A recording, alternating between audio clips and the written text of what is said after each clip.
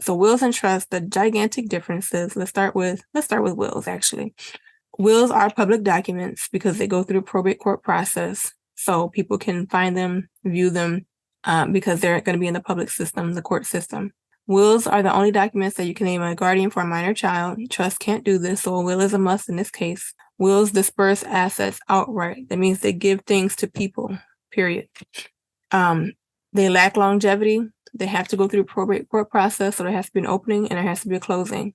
And then I do want to make a quick kind of correction. Disperse assets outright. You can create a trust through a will. Okay, so instead of going to a person, you can leave the property to a trust. And I guess I didn't mention that before because we talked about a trust as a whole separate entity, and you can do that before you make a will. Okay, so don't be confused. You can make both in life.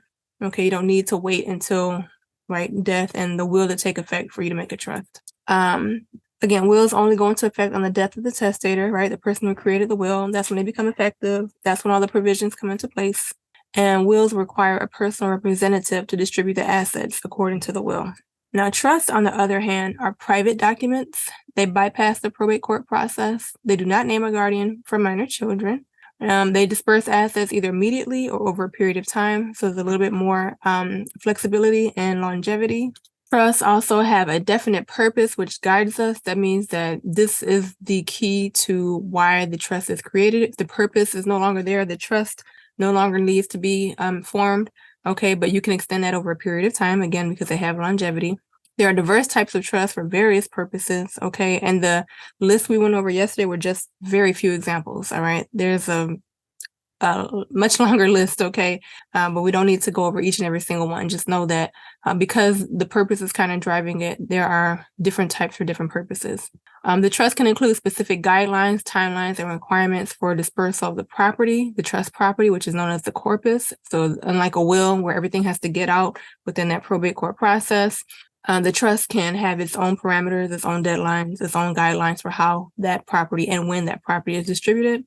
Again, a vehicle for longevity and legacy, okay? A trust is a very powerful tool to really house your vision and store it long-term for the future. It can be used for lifetime advantages also. So you can use a trust within your lifetime and benefit from it. It's not something like a will where only it will take effect at death and you can't really, there's really nothing you can gain from it. You can gain much from a trust within life. And a lot of people use them, right? But depending on what the purpose is, they can be used for tax advantage purposes as well. A trust requires continuing maintenance. It's kind of just like an account, a business, a house, right? Somebody has to be there to manage it. They have to manage the property. And that's what we know as the trustee. The trustee is the person managing the property of the trust. And it continues, it needs required continued maintenance even after the death of the person who created the trust, because the property is still going to be there. So the trustee, right, whoever's managing the property, they still have to be there to be able to manage the assets, the property for the beneficiaries. All right. And that's where we have these key terms here. Settlor is the owner of the trust. Trustee is the person managing, and the beneficiary is the person that's going to benefit from the property in the trust. All right. So those are the two main estate planning documents that we talk about. We're going to see in a few. There are many other ways to house your legacy. Okay. There are a few other vehicles that we're going to mention, but many ways to really leave behind what you want to leave behind to the next generation. But when it comes to the context of estate planning, a will or a trust is really like the starting point, right? The primary two.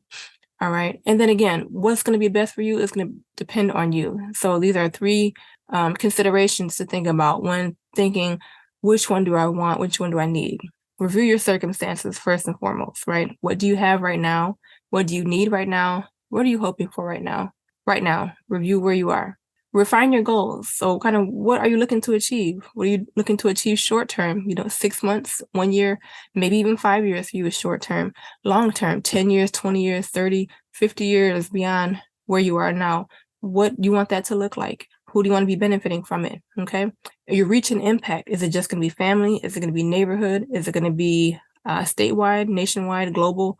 Don't think anything is too big. Okay. This is what you want to think about so that you can refine what you want to leave behind. And then revise your plan. Again, we don't set it in stone. The only thing ever set in stone with estate planning, we talked about it.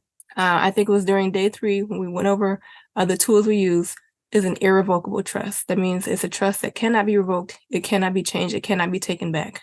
That is only the one type. All right. Use it with caution, with professional advice and advisement. It has a purpose, right? So it has a benefit to it. But when it comes to really life, again, life changes. So don't try to go with something that does not change immediately. Okay. Revise your plan. Start with where you are now. Eliminate what is unnecessary. Change course as needed because life happens.